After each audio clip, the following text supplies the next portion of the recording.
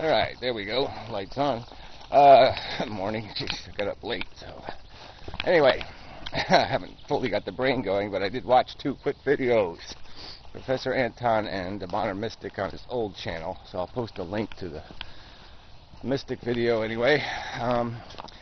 It is just so bizarre how, you can agree with so much about what somebody says, and then there's these basic points, and there's no, it's just black and white, opposite crazy, and you're just like, how could it possibly be? How can their brain, look like a chicken in every other way, and then turn into a rhinoceros, with a rhinoceros horn or something? There's just some kind of bizarre, aberrant philosophy or belief system or psychosis in there, and you're just like, where does that come from? All right, let's see, who first? All right, so the Modern Mystic, he has no appreciation. This is a guy who talks about money and the economy like any of that crap makes any difference. But there's no economy, there's no value in our perception, our ability to be harmed, our ability to suffer, to feel sensations of harsh unpleasantness, burning pain, completely consuming pain, is, in his opinion, meaningless. It doesn't mean anything. If we flood the universe with that sensation, apparently, in his opinion, it doesn't mean anything, because it's just matter, material consciousnesses creating a somehow unmeasurable, well, not even that, just an entity, a force that he doesn't believe has any significance. So I suppose, by what he's arguing, if I had a highly sentient creature in my hand and I slowly killed it, over a 24-hour period by crushing it to death, and it suffered through that whole process. It angst and tried to survive and suffocated slowly, very painfully. It felt its bones crush, and it was just horrid. I killed it in an instant. One snap, and it didn't even know its consciousness, didn't even have time for the electricity to create any consciousness phenomenon recognizing the event. It was so instantaneous. He would argue, I suspect, at least consistent with his woo-woo babble, that it wouldn't matter which I did. Both activities are of the same relevance, and they're both irrelevant. It wouldn't matter. So, like I said, I just can't even. It wouldn't have any consequence. There wouldn't be any way to rationally, intellectually, by a fact-based logic, to determine the difference between those two events beyond the fact that one took more time than the other. But what was felt is irrelevant. All right, so there's my paraphrase of the obvious implications of his rhetoric. I find it impossible to believe he could be that blind, that intellectually broken, that sociopathically insane. Oh, sorry, thought I had more powerful batteries in there than that. So anyway, that's where all the rhetoric points to. He's just wacky.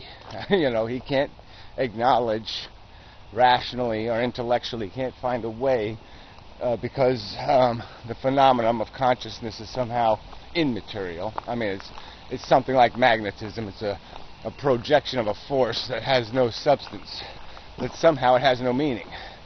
And if you've watched any of my videos, I would argue it is all meaning in the universe. Everything that is not consciousness jeopardizing has no meaning, is irrelevant. You can have a zillion big bangs, a gazillion, And if it never creates a sentient organism, it doesn't fucking matter what it does.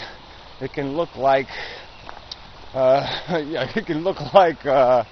Bastinky and sound like Barbara Walters, and who the fuck could care? It could be some kind of think of the most hideous bastardization of horror you can imagine, and as long as it doesn't feel or implicate a feeling thing, who the fuck cares? Alright, so Professor Anton, his nonsense is just so, it's again, you're like, how could he understand? So now he's made it clear, he understands we evolved, that we're just dancing and pantomiming apes, as he puts it, silly fucking creatures caught up in bullshit psychology, just nonsense, babble, drivel stories, to somehow give us direction. And so he thinks the right thing to do is to come up with some other drivel story, because the old drivel stories have too much violence in them. So let's go with some new drivel story that's less violent and more sissy, and we're pantomiming as we jump through daisies and pick little flowers, and everything is okay. So it's just a new little story for us to pantomime to. And he's basically another guy who says, it's not that you can't handle the truth, you can't know the truth. So that'll be the next famous court scene, you can't know the truth. Bullshit. We can know the truth. And he thinks somehow it's the critical truth to know is exactly how does the plasma of matter, when it does its banging thing, how exactly does it reformulate? And is it cause and effect, or is there a special magic moment? And look, if we can have the phenomenon of the perception of conscious awareness evolve out of fucking algae, out of a glass full of scum, it's certainly conceivable that there are dynamics in the universe when it's in its crudest state, when matter has been dematerialized, when energy has been dematerialized, that there might be a spontaneous moment of uncalculated, non-existent cause and effect, and that some amount of beyond matter being created or destroyed, something could happen, and that maybe the universe does that forever and ever, and always has and always will, and blah blah blah blah blah. The weird part of this is, if it has any, obviously it has this ability to create a consciousness, a thinking machine on top of it.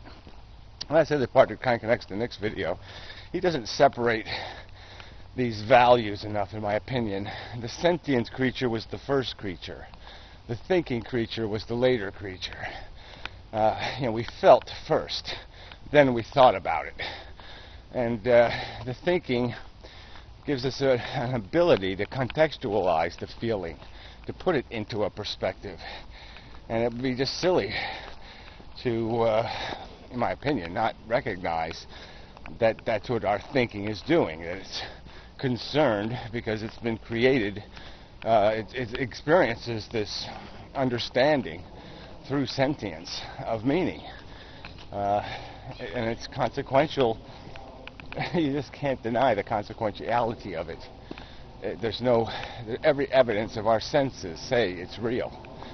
Not that it's such a good movie, if it's just a projection, if it's just fake, it's such a good fake that you have to treat it like the real thing, because it fits all the parameters of a reality. Anyway, that's a separate subject. Back to Anton. So look, he's conceded the argument, essentially. He's saying he knows the truth, but he thinks human beings are too stupid. They can't handle the truth, so they have to be told a story.